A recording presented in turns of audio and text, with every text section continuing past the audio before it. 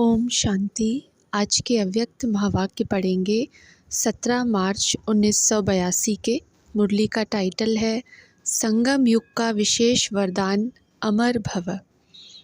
अमरनाथ शिव बाबा बोले, आज बाप दादा अपने कल्प कल्प की अधिकारी आत्माओं को देख रहे हैं। कौन कौन श्रेष्ठ भाग्य के अधिकारी बने हैं वह देख हर्षित हो रहे हैं। बाप दादा अधिकारी आत्माओं को देख आज आपस में रूह रूहान करते मुस्कुरा रहे थे। ब्रह्मा बाप बोले कि ऐसे बच्चों पर बाप की नज़र गई है कि जिनके लिए दुनिया वालों का यह सोचना भी असंभव है कि ऐसी आत्माएं भी श्रेष्ठ बन सकती हैं।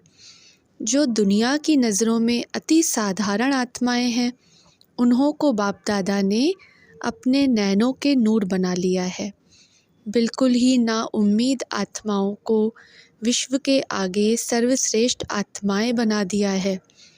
तो बाप दादा अपनी सेना के महावीरों को, अस्त्रधारी आत्माओं को देख रहे थे कि कौन कौन ऑलमाइटी अथॉरिटी पांडव सेना में मैदान पर उपस्थित है। क्या देखा होगा, कितनी वंडरफुल सेना है। दुनिया के हिसाब से अनपढ़ दिखाई देते हैं, लेकिन पांडव सेना में टाइटल मिला है नॉलेजफुल। सभी नॉलेजफुल होना, शरीर से चलना उठना भी मुश्किल है, लेकिन पांडव सेना के हिसाब से सेकंड में परमधाम तक पहुंचकर आ सकते हैं। वे तो एक हिमालय के ऊपर झंडा लहराते हैं, लेकिन शिव शक्ति पांडव सेना ने तीनों लोकों में अपना झंडा लहरा दिया है। भोले भाले लेकिन ऐसे चतुर सुजान हैं जो विचित्र बाप को भी अपना बना लिया है। तो ऐसी सेना को देख बाप दादा मुस्कुरा रहे थे। चाहे देश में चाहे विदेश में सच्चे ब्राह्मण फिर भी साधारण आत्माएं ही बनते हैं। जो वर्तमान समय के वीआईपीस गाए जाते सबकी नज़रों में हैं, लेकिन बाप की नज़रों में कौन है? वे नामी ग्रामी कलयुगी आत्माओं द्वारा स्वार्थ के कारण गाए जाते व माने जाते हैं।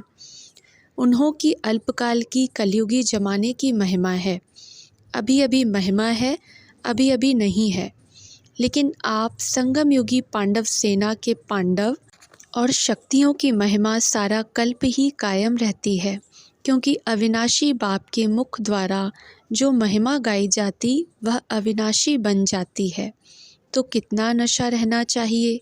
जैसे आजकल की दुनिया में कोई नामी ग्रामी श्रेष्ठ आत्मा गुरु के रूप में मानते हैं, जैसे जिनको लौकिक गुरु भी अगर कोई बात किसको कह देते हैं तो समझते हैं गुरु ने कहा है तो वह सत्य ही होगा, और उसी फलक में रहते हैं। निश्चय के आधार पर नशा रहता है।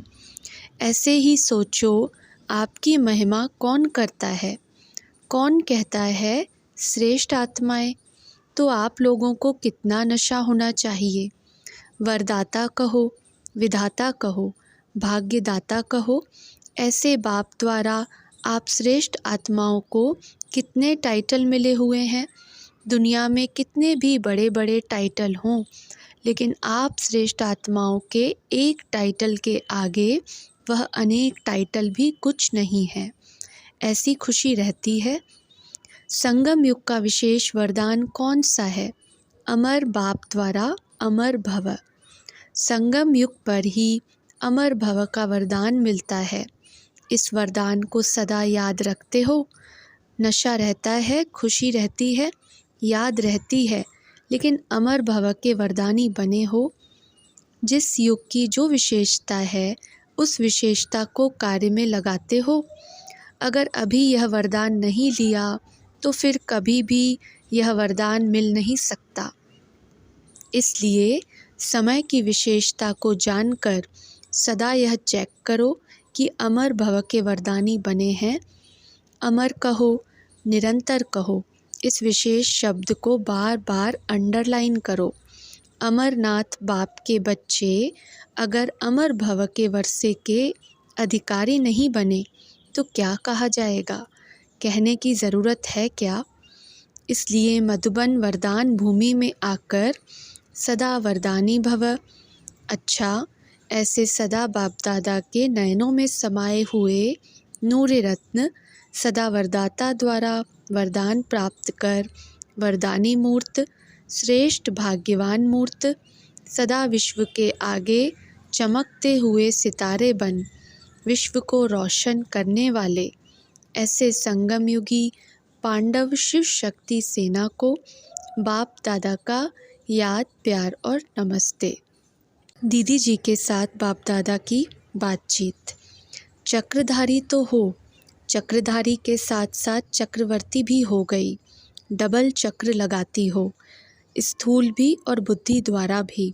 चक्रधारी सदा सर्व को वरदानों की नज़र से, वाणी से, कर्म से, वरदानों से झोली भरते रहते हैं। तो वर्तमान समय विधाता के बच्चे विधाता हो और वरदाता बाप के बच्चे वरदानी मूर्त हो। ज़्यादा क्या पाठ चलता है, दाता का या वरदाता का, महादानी का या वरदानी का? दोनों ही पाठ चलता है व दोनों में से विशेष एक पाठ चलता है। लास्ट पाठ कौन सा है, विधाता का या वरदानी का? वरदान लेना तो सहज है, लेकिन देने वाले को इतना प्राप्ति स्वरूप की स्टेज पर स्थित रहना पड़े। लेने वालों के लिए वरदान एक गोल्डन लॉटरी है, क्योंकि लास्ट में वे ही आत्माएं आएंगी जो बिल्कुल कमज़ोर होंगी, समय कम और कमज़ोर ज़्यादा, इसलिए लेने की भी हिम्मत नहीं होगी। जैसे किसका हार्ट बहुत कमज़ोर हो और आप कितनी भी बढ़िया चीज़ दो, लेकिन वह ले नहीं सकता। समझते भी हैं कि बढ़िया चीज़ है, लेकिन ले नहीं सकते। ऐसे लास्ट आत्माएं सब बातों में कमज़ोर होंगी, इसलिए वरदानी का पाठ ज़्यादा चलेगा। जो स्वयं के प्रति संपन्न हो चुके, ऐसी संपन्न आत्माएं ही वरदानी बन सकती हैं। संपन्न बनना यह है वरदानी स्टेज। अगर स्वयं प्रति कुछ रहा हुआ होगा तो दूसरों को देखते भी स्वयं तरफ अटेंशन जाएगा और स्वयं में भरने में समय लगेगा। इसलिए स्वयं सर्व प्राप्तियों से संपन्न होंगे, तब वरदानी बन सकेंगे। अच्छा, पार्टियों के साथ मुलाकात। फर्स्ट पॉइंट, सच्चे ब्राह्मणों के तकदीर की लंबी लकीर 21 जन्मों के लिए। कितने भाग्यवान हो जो भगवान के साथ पिकनिक कर रहे हो। ऐसा कब सोचा था कि ऐसा दिन भी आएगा जो साकार रूप में भगवान के साथ खाएंगे, खेलेंगे, हंसेंगे। यह स्वप्न में भी नहीं आ सकता, लेकिन इतना श्रेष्ठ भाग्य है जो साकार में अनुभव कर रहे हो। कितनी श्रेष्ठ तकदीर की लकीर है जो सर्व प्राप्ति संपन्न हो। वैसे जब किसी को तकदीर दिखाते हैं तो कहेंगे इसके पास पुत्र है, धन है, आयु है, लेकिन थोड़ी छोटी आयु है, कुछ होगा कुछ नहीं। लेकिन आपके तकदीर की लकीर कितनी लंबी है, 21 जन्म तक सर्व प्राप्तियों के तकदीर की लकीर है। 21 जन्म गारंटी है और बाद में भी इतना दुख नहीं होगा। सारे कल्प का पौना हिस्सा तो सुख ही प्राप्त होता है। इस लास्ट जन्म में भी अति दुखी की लिस्ट में नहीं हो, तो कितने श्रेष्ठ तकदीरवान हुए। इसी श्रेष्ठ तकदीर को देख सदा हर्षित रहो। सेकेंड पॉइंट, प्यार के सागर से प्यार पाने की विधि, न्यारा बनो। कई बच्चों की कंप्लेन है कि याद में तो रहते हैं, लेकिन बाप का प्यार नहीं मिलता है। अगर प्यार नहीं मिलता है तो ज़रूर प्यार पाने की विधि में कमी है। प्यार का सागर बाप उससे योग लगाने वाले प्यार से वंचित रह जाएं, यह हो नहीं सकता। लेकिन प्यार पाने का साधन है न्यारा बनो। जब तक देह से व देह के संबंधियों से न्यारे नहीं बने हो, तब तक प्यार नहीं मिलता। इसलिए कहाँ भी लगाव न हो। लगाव हो तो एक सर्व संबंधी बाप से, एक बाप दूसरा न कोई। यह सिर्फ कहना नहीं, लेकिन अनुभव करना है। खाओ पियो सो, बाप प्यारे अर्थात न्यारे बनकर। देहधारियों से लगाव रखने से दुख अशांति की ही प्राप्ति हुई। जब सब सुन चख कर देख लिया तो फिर उस जहर को दोबारा कैसे खा सकते। इसलिए सदा न्यारे और बाप के प्यारे बनो। मेहनत से छूटने की विधि, मेरापन समाप्त करो। बाप दादा सभी बच्चों को मेहनत से छुड़ाने आए हैं। आधा कल्प बहुत मेहनत की, अब मेहनत समाप्त। उसकी सहज विधि सुनाई है। सिर्फ एक शब्द याद करो, मेरा बाबा। मेरा बाबा कहने में कोई भी मेहनत नहीं। मेरा बाबा कहो तो दुख देने वाला मेरा मेरा समाप्त हो जाएगा।